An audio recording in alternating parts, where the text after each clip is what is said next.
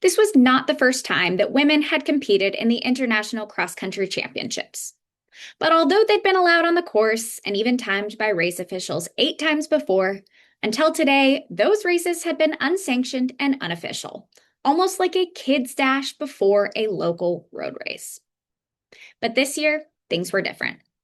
The women's race had returned after a 10-year hiatus, and this time it was official and accepted by the International Cross Country Union, or ICCU. 28 women from the United States, United Kingdom, and Ireland arrived on that spring day in Barry, Wales, and set off across the starting line for a 3-kilometer race. 14 minutes and 28 seconds later, the definitive champion crossed the finish line more than 30 seconds ahead of any opposition.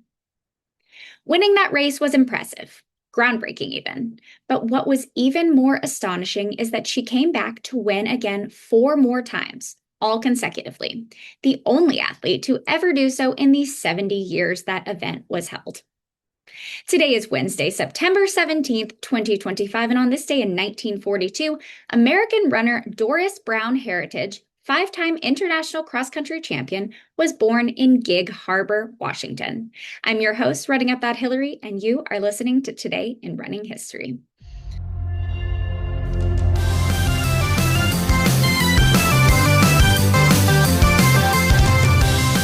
Doris Elaine Severtson was born exactly 83 years ago today in Gig Harbor, a small city along the shore of Puget Sound in Washington state. Her love for running began as a child, running along the beach in her seaside town, but as a high schooler in the 1950s, she and all other female students were barred from joining the track team or even practicing on the school track. Undeterred, Doris joined a local running club and qualified to compete in the 1960 Olympic trials when she was just 17.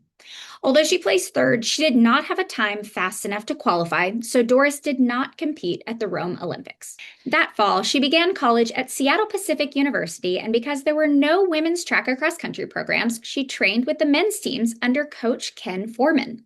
Because there were no meets that women at Seattle Pacific could officially compete in, Coach Foreman would take Doris and the other girls on the unofficial team to compete unattached against other women's track clubs across Washington state.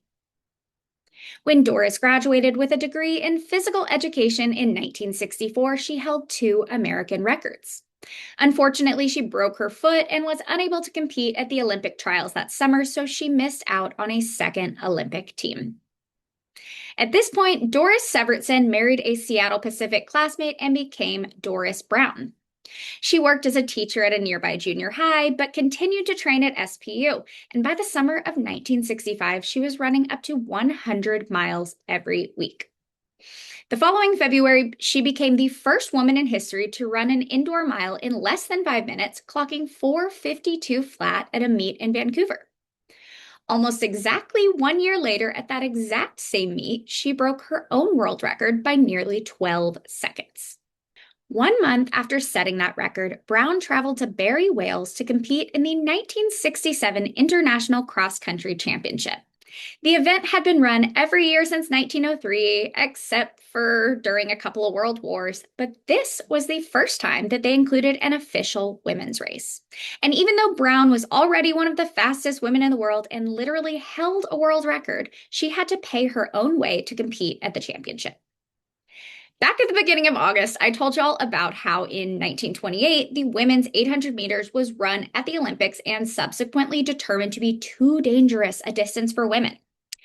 Well, it returned in 1960 after a 32-year hiatus, and until the 1967 International Cross Country Championships, the 800 meters remained the longest distance available for women in any sanctioned global running competition.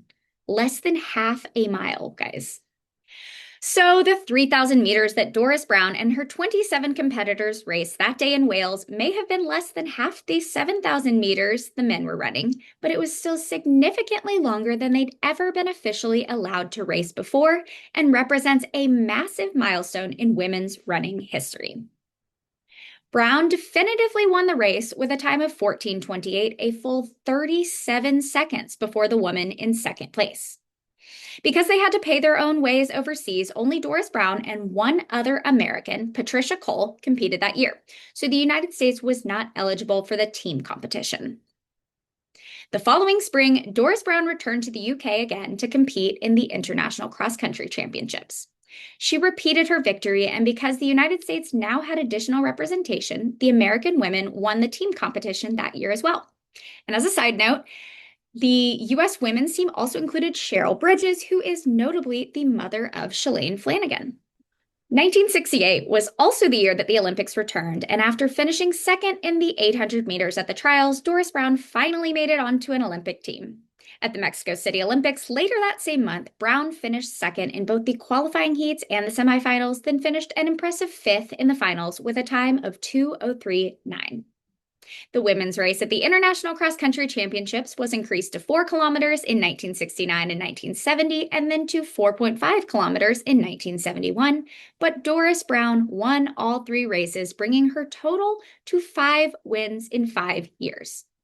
She did not return to race in the 1972 championship, and by 1973, the entire event was replaced by World Cross Country Championships, which remains the main global championship for the sport today. There is not much public information about Doris Brown's first marriage, but she married her current husband, Ralph Heritage, in 1975, becoming Doris Brown Heritage. The following year, Brown Heritage made a brief yet impressive foray into marathoning, winning the 1976 Vancouver Marathon and placing second at the New York City Marathon that fall.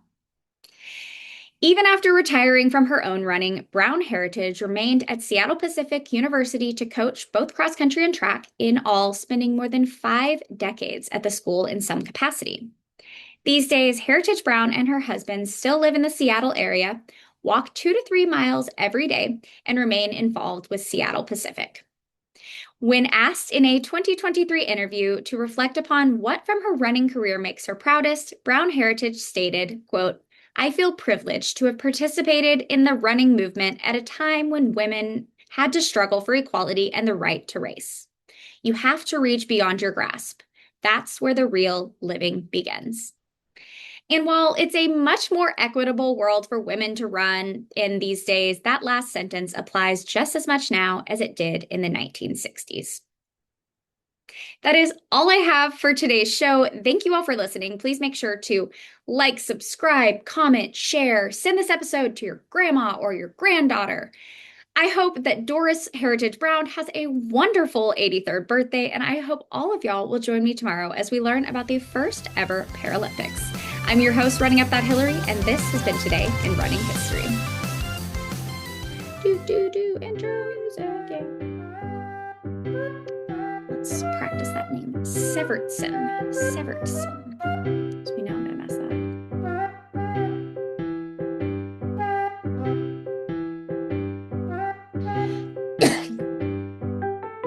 Dang it. I delete that. Delete that call. 1 month after the event would have been run every year since 1903. No, what? No, that's not what that sentence says. May have been less than half of the. Oh wait, there were 28, but 26 finished. So she had 27 competitors. So let's just redo that. I'm just gonna redo that whole sentence. Oh wait. Okay. Oh no, I did that correctly. Okay.